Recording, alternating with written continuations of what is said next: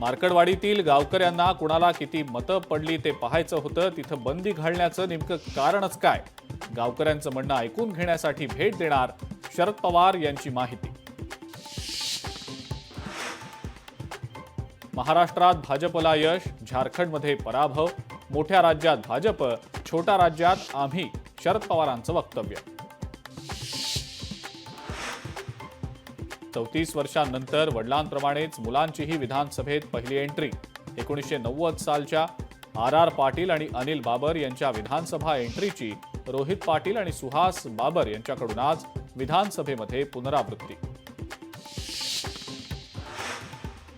जळगावात शरद पवारांच्या राष्ट्रवादीला मोठा धक्का. शरद पवारांच्या शिलेदाराचा अजित पवारांच्या सोबत जाण्याचा निर्णय. माजी मंत्री गुलाबराव देवकर अजित पवारांच्या राष्ट्रवादीत प्रवेश करणार.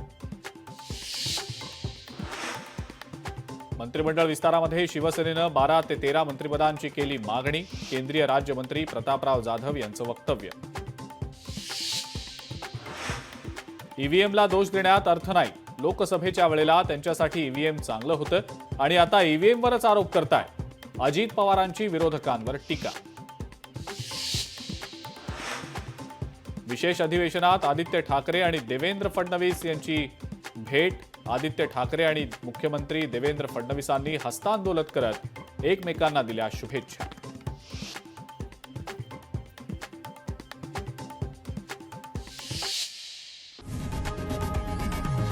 लोकशाही मराठी ऐका, पहा, जागरूक रहा.